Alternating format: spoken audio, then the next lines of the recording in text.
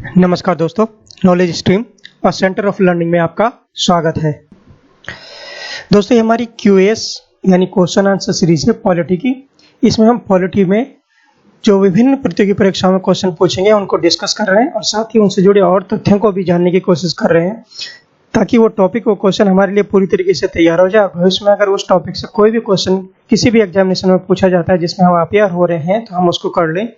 उसी सीरीज में ये ऐतिहासिक पृष्ठभूमि जो हिस्टोरिकल बैकग्राउंड था जिसमें ब्रिटिश इंडिया कई एक्ट लेके आई थी जो कि 1757 से लेकर 1947 ईस्वी तक माना जाता है। जो ब्रिटिश इंडिया का रूल जो है ना आधुनिक भारत में माना जाता है, और जो एक्ट स्टार्ट किया था उन्होंने 1773 ईस्वी से रेगुलेटिंग एक्ट से, और जो इंडिपेंडेंट ऑफ इंडिया एक्ट 1947 था वहां तक जितने भी एक्ट लाए थी ब्रिटिश इंडिया उनके बारे में हम डिस्कस कर रहे हैं। उसी सीरीज में दूसरा लेक्चर है। इससे पहले हम रेगुलेटिंग एक्ट 1773 के बारे में पढ़ चुके हैं। अगर आपने उसको नहीं देखा है तो नॉलेज स्ट्रीम की प्लेलिस्ट में जाकर आप उसको देख सकते हैं। एग्जामिनेशन पॉइंट ऑफ व्यू से बहुत ही महत्वपूर्ण होगा पॉलिटी के लिए, उसमें सारा चीज कवर किया है, एक भी पॉइंट नहीं छोड़ा गया है। इसी में हम पिट इंडिया एक्ट 1784 के बारे में पढ़ेंगे आज के लेक्चर में, और इसमें भी जो महत्वपूर्ण पॉइंट है उनको सारा इंक्लूड किया है और जो भी क्वेश्चन आए हुए हैं उनको भी इंक्लूड किया गया है। मतलब पिट इंडिया एक्ट 1784 से अगर कोई क्वेश्चन आता है तो इससे बाहर क्वेश्चन नहीं पूछा जाएगा। इससे पहले हमने इंडियन कॉन्स्टिट्यूशनल डेवलपमेंट यानी भारत के संविधान के विकास जैसा भी हुआ था उसी सीरीज में हमने 6 लेक्चर में उस भारतीय के संवैधानिक विकास को हमने पढ़ा है, और अगर आपने उसको नहीं देखा उसको भी जरूर देखें और ये रेगुलर फॉलो करें, और नॉलेज स्ट्रीम की प्लेलिस्ट में जाके आप उसको चेक कर सकते हैं। तो चलिए आज का स्टार्ट करते हैं, जो कि आज का लेक्चर बेसिस है पिट इंडिया एक्ट 1784 पर, और ये ऐतिहासिक पृष्ठभूमि की सीरीज 2 है। क्वेश्चन नंबर 1 से स्टार्ट करते हैं। ईस्ट इंडिया कंपनी अधिनियम जो कि 1784 ईस्वी में आया था, निम्नलिखित में से किस और रूप में भी ना जाना जाता है? मतलब इसका कोई दूसरा नाम भी होगा ईस्ट इंडिया कंपनी अधिनियम 1784 का। ऑप्शन ए है विनिमयन अधिनियम, ऑप्शन बी चार्टर अधिनियम, ऑप्शन सी परिषद अधिनियम, और ऑप्शन डी पिट इंडिया एक्ट। तो जैसे हमने थंबनेल में पढ़ा था कि पिट इंडिया एक्ट 1784 के बारे में पढ़ेंगे, तो पिट इंडिया एक्ट को ही ईस्ट इंडिया कंपनी अधिनियम 1784 के नाम से जाना जाता है। तो ये बहुत ही महत्वपूर्ण है दोनों चीजें कि ईस्ट इंडिया कंपनी अधिनियम 1784 को पिट इंडिया एक्ट के तहत जाना जाता है, और पिट इंडिया एक्ट जो 1784 आया था उसको ईस्ट इंडिया कंपनी अधिनियम या ईस्ट इंडिया कंपनी एक्ट 1784 के नाम से भी जाना जाता है। ये बहुत इंपॉर्टेंट पॉइंट है। चलिए क्वेश्चन नंबर 2 की तरफ बढ़ते हैं। तो इसका करेक्ट आंसर हुआ ऑप्शन डी। क्वेश्चन नंबर 2, क्या थी पिट इंडिया एक्ट 1784 की विशेषताएं देख लेते हैं। नंबर 1, इस अधिनियम के परिणाम स्वरूप ब्रिटिश सरकार और कंपनी द्वारा भारत में ब्रिटिश संपत्ति का दोहरा नियंत्रण हुआ। नंबर 2, यह अधिनियम 1858 तक प्रभावी रहा। नंबर 3, इस अधिनियम का नाम ब्रिटेन के प्रधानमंत्री विलियम पिट द यंगर के नाम पर रखा गया था। तो ये 3 स्टेटमेंट है और पिट इंडिया एक्ट की विशेषता इन तीनों स्टेटमेंट पर डिपेंड करती है। चलिए देख लेते हैं ऑप्शन क्या क्या है। ए केवल एक सही है, बी 1 और 2 दोनों सही हैं, सी 1 और 3 सही है, और डी सब सही है। जो पिट इंडिया एक्ट 1784 थी उसमें क्या हुआ था, जो भारत में जो ब्रिटिश जो गवर्नमेंट या ईस्ट इंडिया कंपनी का अधिकार था, उसकी संपत्ति थी, प्रॉपर्टी थी, उस पर जो है ना ब्रिटिश सरकार और ईस्ट इंडिया कंपनी दोनों का अधिकार था। दोनों को अलग अलग कार्य सौंपे गए थे, इसलिए इसको भारत में ब्रिटिश संपत्ति को दोहरा नियंत्रण कहा जाता है। अभी आगे हम पढ़ेंगे कि क्या क्या अधिकार थे और कौन कौन से दोहरा नियंत्रण, कौन कौन से स्टेप लिए गए थे दोहरा नियंत्रण को प्रभावी करने के लिए। यह अधिनियम 1858 तक प्रभावी रहा था। और तीसरा, यह अधिनियम का नाम ब्रिटेन के प्रधानमंत्री the William Pitt the younger के नाम पर रखा गया था। जैसे कि हम जानते हैं पिट इंडिया एक्ट 1784 है, तो ये तो सही होगा, विलियम पिट उस टाइम प्रधानमंत्री थे। तो इसके तीनों ही ऑप्शन सही हैं, तो करेक्ट आंसर है सभी सही हैं। जब ये एक्ट आया था ईस्ट इंडिया कंपनी एक्ट 1784, जिसको हम पिट इंडिया एक्ट 1784 के नाम से भी जानते हैं या पिट इंडिया अधिनियम 1784 भी कहते हैं, उस समय ब्रिटेन के जो प्रधानमंत्री थे वो विलियम पिट द यंगर थे, तो उन्हीं के नाम पर यह पिट इंडिया एक्ट बोला जाता है। चलिए क्वेश्चन नंबर 3 की तरफ बढ़ते हैं। पिट इंडिया एक्ट 1784 के प्रावधान के तहत राजनीतिक मामलों के लिए किस पद को सृजित किया गया था? जैसा कि अभी अभी हमने पढ़ा कि डुअल सिस्टम इसमें जो इम्प्लीमेंट किया गया था, जिसमें कंपनी का अधिकार और ब्रिटिश गवर्नमेंट दोनों का अधिकार को शामिल किया गया था, उसी पर बेसिस क्वेश्चन है कि वो डुअल गवर्नमेंट या डुअल सिस्टम क्या था। ऑप्शन ए है नियंत्रण बोर्ड, ऑप्शन बी निदेशक मंडल, ऑप्शन सी गवर्नर और ऑप्शन डी उपरोक्त में से कोई नहीं। इसका मतलब ये है कि जो राजनीतिक मामले थे यानी पॉलिटिकल अफेयर्स थे जो कंपनी के, उसके लिए उसको रेगुलेट करने के लिए, उसको चलाने के लिए किस पद को सृजित किया गया था। तो जो पॉलिटिकल अफेयर था वो कंट्रोल करता था नियंत्रण बोर्ड, जैसा कि नाम है पॉलिटिकल अफेयर को कंट्रोल करना, तो बोर्ड ऑफ कंट्रोल या नियंत्रण बोर्ड। तो इसका करेक्ट आंसर है ऑप्शन ए नियंत्रण बोर्ड। और ये नियंत्रण बोर्ड जो है वो ब्रिटिश गवर्नमेंट के अधीन था, यानी ब्रिटिश गवर्नमेंट का नियंत्रण बोर्ड था जो ईस्ट इंडिया कंपनी के मामलों में जो अपना नियंत्रण रखा करती थी। क्वेश्चन नंबर 4 की तरफ बढ़ते हैं। पिट इंडिया एक्ट 1784 के प्रावधान के तहत वाणिज्यिक मामलों के लिए किस पद को सृजित किया था। अभी हमने जो पॉलिटिकल अफेयर है यानी राजनीतिक मामलों के लिए जो पद बनाया गया था उसको बोर्ड ऑफ कंट्रोल बोलते हैं। यहाँ पर वाणिज्यिक मामले कॉमर्शियल अफेयर है, जो ईस्ट इंडिया कंपनी का काम था व्यापार करना, उसके लिए कौन सा पद सृजित किया गया था, उस पर बेसिस ये क्वेश्चन है। ऑप्शन देख लेते हैं। ऑप्शन ए है नियंत्रण बोर्ड, ऑप्शन बी निदेशक मंडल, ऑप्शन सी गवर्नर और ऑप्शन डी उपरोक्त में से कोई भी नहीं। तो जो वाणिज्यिक मामले थे यानी कॉमर्शियल अफेयर, उनको जो है ना कंपनी स्वयं रेगुलेट करती थी, किसके थ्रू, कोर्ट ऑफ डायरेक्टर, जिसको निदेशक मंडल भी बोला जाता है। इस तरह से इसका ऑप्शन बी सही है, निदेशक मंडल। तो जैसा कि हमने यहाँ डिस्कस किया, बहुत इंपॉर्टेंट पॉइंट है कि जो पॉलिटिकल अफेयर यानी राजनीतिक मामले उनको कंट्रोल करता था बोर्ड ऑफ कंट्रोल, जो कि ब्रिटिश गवर्नमेंट का ही एक पद था, उसके सृजित किया था ब्रिटिश गवर्नमेंट ने और ब्रिटिश गवर्नमेंट के अधीन था। और जो वाणिज्यिक मामले हैं यानी कमर्शियल अफेयर, उनको निदेशक मंडल यानी कोर्ट ऑफ डायरेक्टर रेगुलेट करता था। कोर्ट ऑफ डायरेक्टर कौन नियुक्त करता था, वो ईस्ट इंडिया कंपनी अपना स्वयं नियुक्त करती थी। इस तरीके से हमने देखा कि डुअल सिस्टम यहाँ पर स्टैब्लिश हो गया, जिसमें नियंत्रण बोर्ड द्वारा ब्रिटिश गवर्नमेंट का कंट्रोल होने लगा और कोर्ट ऑफ डायरेक्टर द्वारा जो ईस्ट इंडिया कंपनी है उसका कंट्रोल होने लगा। चलिए क्वेश्चन नंबर 5 की तरफ बढ़ते हैं।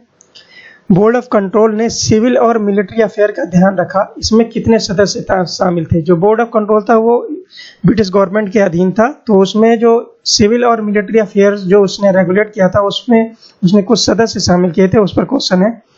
ऑप्शन देख लेते हैं। ऑप्शन ए है 4 सदस्य थे उसमें, ऑप्शन बी 5 सदस्य थे, ऑप्शन सी 6 सदस्य थे और ऑप्शन डी 7 सदस्य थे। जो बोर्ड ऑफ कंट्रोल ने सिविल और मिलिट्री अफेयर को रेगुलेट करने के लिए जो एक समिति बनाई थी बोर्ड ऑफ कंट्रोल की, उसमें जो है ना 6 सदस्य थे और इसका करेक्ट आंसर है ऑप्शन सी 6 सदस्य। 6 सदस्य कौन कौन थे, जिसमें पहला सदस्य जो बोर्ड का प्रेसिडेंट था उसको सेक्रेटरी ऑफ स्टेट यानी राज्य सचिव बोला जाता था। यही राज्य सचिव बोर्ड का अध्यक्ष हुआ करता था। और उसके बाद जो दूसरा मेंबर था वो चांसलर ऑफ एक्सचेकर था, मतलब राजकोष जो होता था ईस्ट इंडिया कंपनी का, उसका अध्यक्ष या कुलाधिपति कुछ भी क्या बोल सकते हैं। तो यहाँ 2 सदस्य हो गए। और जो 4 सदस्य थे वो प्राइवेट काउंसिल या प्राइवेट पार्षद के सदस्य हुआ करते थे। इस तरीके से 6 सदस्य थे जो बोर्ड ऑफ कंट्रोल की सिविल और मिलिट्री अफेयर्स को कंट्रोल करने के लिए। चलिए क्वेश्चन नंबर 6 की तरफ बढ़ते हैं।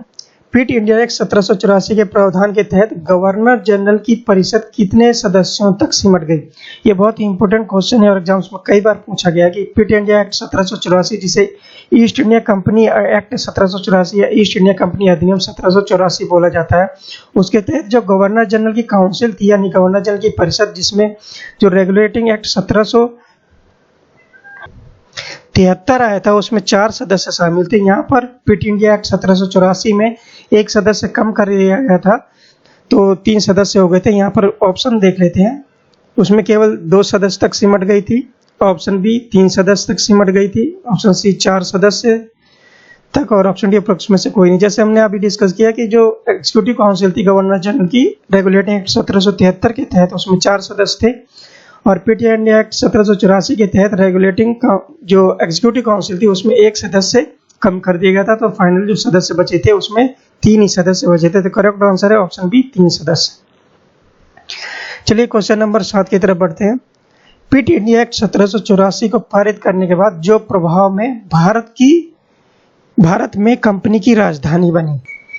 तो पिट इंडिया एक्ट के तहत जो है ना, जो प्रेसिडेंसी थी, जैसे हम जानते हैं 3 प्रेसिडेंसी थी उस समय, कलकत्ता, बॉम्बे और मद्रास। तो उनमें से एक को कंपनी की राजधानी बनाया गया था पिट इंडिया एक्ट 1784 के तहत। बहुत इंपॉर्टेंट क्वेश्चन है। ऑप्शन देख लेते हैं किसको बनाया गया था। ऑप्शन ए है बम्बई को, ऑप्शन बी है मद्रास को, ऑप्शन सी है कलकत्ता को, और ऑप्शन डी अप्रोक्स में से कोई नहीं। तो जैसा कि सब जानते हैं कि सबसे पहली राजधानी जो ईस्ट इंडिया कंपनी की वो कलकत्ता थी, तो इसका करेक्ट आंसर होगा ऑप्शन सी, कलकत्ता। चलिए क्वेश्चन नंबर 8 की तरफ बढ़ते हैं। पिट इंडिया एक्ट 1784 कई कारणों से महत्वपूर्ण था, क्योंकि भारत में कंपनी के क्षेत्र नियंत्रण को पहली बार बुलाया गया था। जो भी कंपनी का अधिकार था जिस क्षेत्रों में, उनको मिला के कंपनी ने पहली बार एक नाम दिया था पिट इंडिया एक्ट 1784 के तहत। वो क्या नाम था उसको देख लेते हैं। ऑप्शन ए है भारत में ब्रिटिश शासन, ऑप्शन बी भारत में ब्रिटिश का अधिकार, ऑप्शन सी भारत में क्राउन शासन, और ऑप्शन डी अप्रोक्स में से कोई भी नहीं। तो जो पिट इंडिया एक्ट 1784 के तहत जो कंपनी के क्षेत्र थे जिनमें कंपनी का अधिकार था, उनको ब्रिटिश पोजेशन ऑफ इंडिया, यानी भारत में ब्रिटिश का अधिकार बोला गया था। और ये बहुत इंपॉर्टेंट लाइन है, British possession of India, Bharat में ब्रिटिश का अधिकार। ये पिट इंडिया एक्ट 1784 के तहत इसको बोला गया था। तो इसका करेक्ट आंसर है ऑप्शन बी, भारत में ब्रिटिश का अधिकार, यानी ब्रिटिश पोजेशन इन इंडिया। चलिए क्वेश्चन नंबर 9 की तरफ बढ़ते हैं। गवर्नर जनरल को पिट इंडिया एक्ट 1784 के तहत कौन सा एक अधिकार दिया गया था। पिट इंडिया एक्ट 1784 है, उसमें गवर्नर को एक प्रमुख राइट दिया गया था। ऑप्शन देख लेते हैं। ए वीटो का अधिकार, बी सजा लगाने का अधिकार, सी जुर्माना लगाने का अधिकार, और डी कोई नया अधिकार नहीं दिया गया था। जो पिट इंडिया एक्ट या ईस्ट इंडिया कंपनी एक्ट या ईस्ट इंडिया कंपनी अधिनियम 1784 आया था, उसमें जो गवर्नर जनरल था उसको वीटो का अधिकार दिया था। जैसे हम जानते हैं अभी जो यूनाइटेड नेशन की सिक्योरिटी काउंसिल है उसमें 5 परमानेंट सदस्य हैं, जिसमें अमेरिका, यूके, फ्रांस, चाइना और रशिया शामिल है। तो इनमें से सभी को वीटो का अधिकार है। अगर कोई प्रपोजल उनके पास जाता है तो कोई ना कोई, अगर एक कंट्री उस पर जो है ना अपना मत नहीं देता है, अपना वीटो का इस्तेमाल करता है, तो प्रपोजल सिक्योरिटी काउंसिल द्वारा पास नहीं होता। उसी तरीके से गवर्नर जनरल को भी पिट इंडिया एक्ट 1784 के तहत वीटो का अधिकार दिया गया था, जिसमें वो किसी भी प्रपोजल को एक्सेप्ट करा भी सकता था और नहीं भी करा सकता था। ये उसके अधीन ये रेगुलेशन आ गया था। तो इसका करेक्ट आंसर है वीटो का अधिकार। बहुत इंपॉर्टेंट क्वेश्चन है एग्जामिनेशन पॉइंट ऑफ व्यू से। चलिए आज की लेक्चर सीरीज का लास्ट क्वेश्चन 10 देख लेते हैं। पिट के इंडिया एक्ट 1784 के तहत नियंत्रण की दोहरी प्रणाली कंपनी का प्रतिनिधित्व निदेशक मंडल द्वारा और ब्रिटिश सरकार का प्रतिनिधित्व नियंत्रण बोर्ड द्वारा किया गया था। ये तो हमने डिस्कस किया कि अगर कंपनी का जो प्रतिनिधित्व करता था वो निदेशक मंडल यानी कोर्ट ऑफ डायरेक्टर द्वारा किया जाता था, और ब्रिटिश सरकार का प्रतिनिधित्व कौन करता था, बोर्ड ऑफ कंट्रोल यानी नियंत्रण बोर्ड करता था। यह भी हमने डिस्कस किया। क्वेश्चन है कि ये किस विनियमन द्वारा ये नियंत्रण की दोहरी प्रणाली समाप्त हो गई थी। तो ऑप्शन देख लेते हैं। ए भारत परिषद अधिनियम 1961, बी भारत परिषद अधिनियम 1909, सी गवर्नमेंट ऑफ इंडिया एक्ट 1919, या D government of India act 1958। तो जो गवर्नमेंट ऑफ इंडिया एक्ट 1958 है, जिसने ईस्ट इंडिया कंपनी रूल को खत्म कर दिया था, समाप्त कर दिया था, और ब्रिटिश क्राउन का शासन हो गया था गवर्नमेंट ऑफ इंडिया एक्ट 1858 के बाद, उसी एक्ट के अंतर्गत ये दोहरी प्रणाली थी, जिसमें कंपनी का जो प्रतिनिधित्व निदेशक मंडल करता था यानी कोर्ट ऑफ डायरेक्टर करता था, ब्रिटिश सरकार का प्रतिनिधित्व नियंत्रण बोर्ड यानी बोर्ड ऑफ कंट्रोल करता था। इस दोहरी प्रणाली को समाप्त कर दिया गया था। तो ऑप्शन है correct D, government of India act 1858 के तहत। इस तरीके से दोस्तों हमने आज पिट इंडिया एक्ट 1784 के बारे में जो भी महत्वपूर्ण क्वेश्चन बन सकते हैं उनके बारे में डिस्कस किया। इसके बाहर पिट इंडिया एक्ट 1784 से कोई क्वेश्चन नहीं होगा। हमने पूरी चीज कवर कर ली है। आपके लेक्चर कैसा लगता है कमेंट बॉक्स में जरूर कमेंट कर दीजिएगा। अगर अच्छा लगता है तो लाइक बटन पर प्रेस करना ना भूलें।